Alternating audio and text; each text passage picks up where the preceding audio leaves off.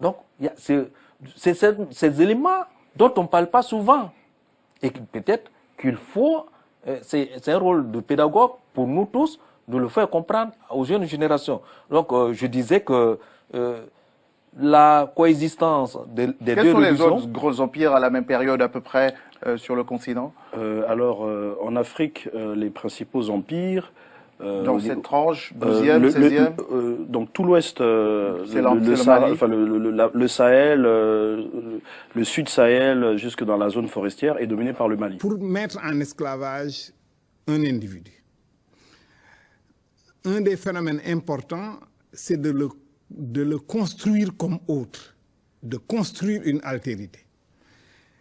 Et sous ce rapport, les sociétés humaines disposent d'un registre assez large.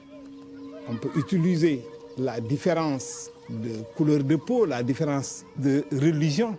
Et dans la traite transsaharienne, on va combiner les deux.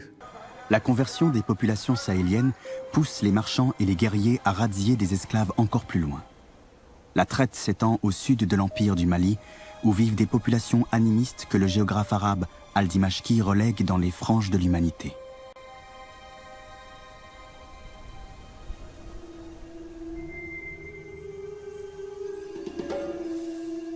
Les terrains de parcours des Lam-Lam sont au sud de la rivière de Ghana. Les Ramdam sont encore en dessous de ces derniers, plus au sud, vers l'équateur et au-delà. À l'ouest, ce sont des gens sauvages, pour la plupart, et sans religion. C'est à peine s'ils savent s'exprimer. Ce sont des gens plus proches de l'animal.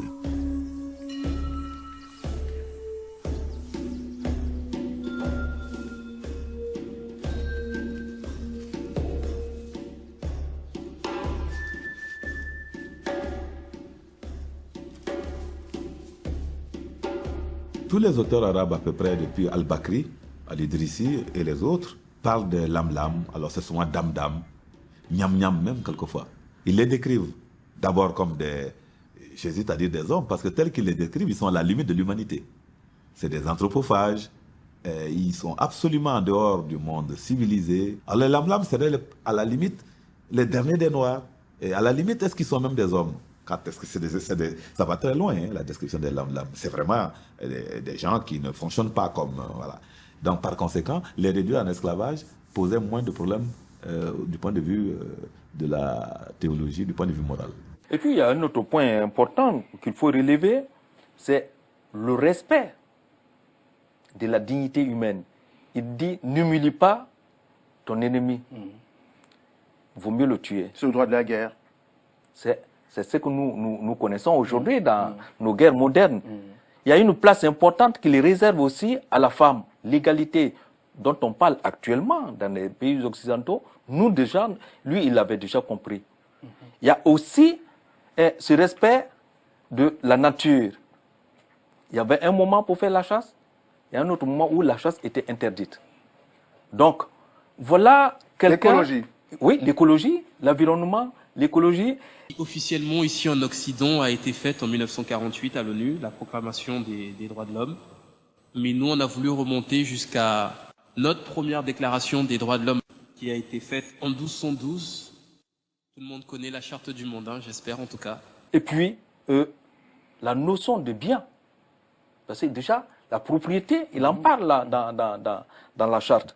Donc, nous voyons que, contrairement à ce qu'on dit, la Déclaration universelle n'est pas éditée en premier lieu en Occident, tout comme Christophe Colomb n'aura pas été le premier à découvrir. Allez-y, je vous écoute. Donc, voilà, on a différents éléments comme ça. Qu'est-ce qu'il dit d'autre? L'éducation des enfants. Ça, c'est important. Il en parle. L'éducation des enfants incombe à l'ensemble de la société. Donc, déjà, la socialisation de l'enfant, on en parle aujourd'hui, c'est des faits actuels. L'histoire de Tombouctou se confond avec celle de l'esclavage. La légende veut que la ville tienne son nom d'une vieille esclave chargée autrefois de surveiller le puits où s'abreuvaient les troupeaux. Tombouctou viendrait du mot tim, puis en langue touareg, et du prénom de cette femme, Bouktou.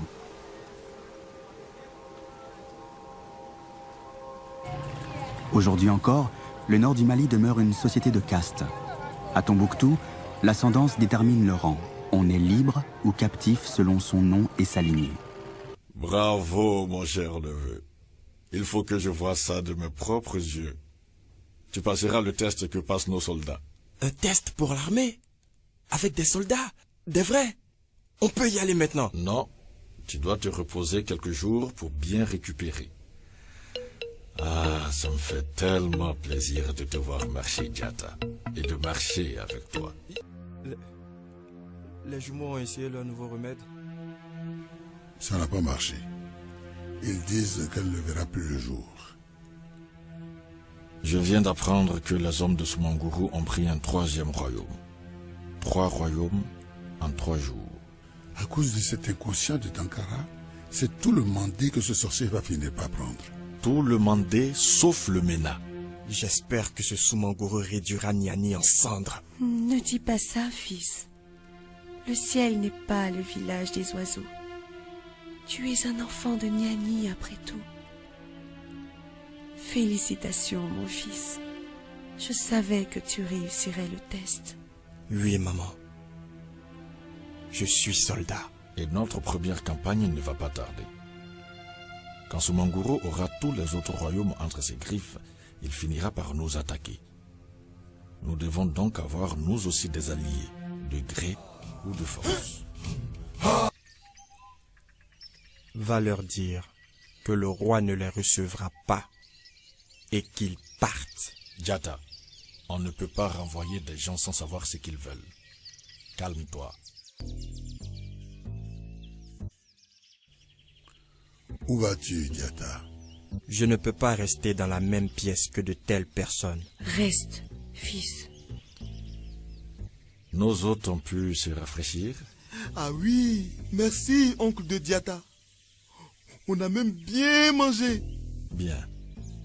Quelles sont les nouvelles? Merci, Karim. La reine Sassouma tient, avant tout propos, à dire quelque chose. Je veux te demander pardon. En mon nom et au nom de mon fils, à ma sœur Sogolon et à son fils Sundiata. Je regrette tellement pour tout ce mal que... Les sages disent que si tu vois un crapaud couché sur le dos, ce n'est pas par plaisir. Nous sommes venus... Même ma famille maternelle nous a abandonnés. On n'a nulle part où aller. Les sages disent aussi que quand l'eau est versée, on ne peut plus la ramasser. Et puis, qu'est-ce qui prouve que ce n'est pas un piège de votre cher ami Soumangourou?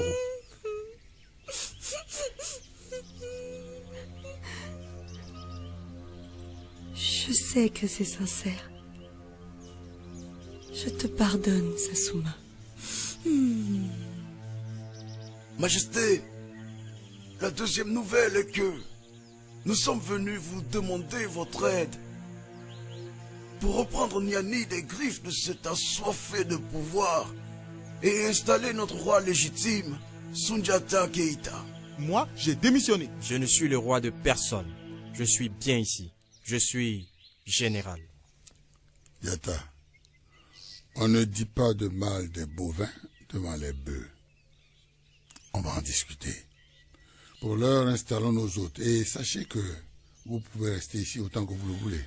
Le lendemain de l'arrivée des émissaires du Mandé, la mère de Sundiata, Sogolon Conté, décède.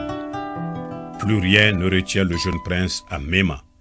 Et par rapport à l'islam, je crois qu'il a tiré expérience de son séjour à Nema, dans le Ghana.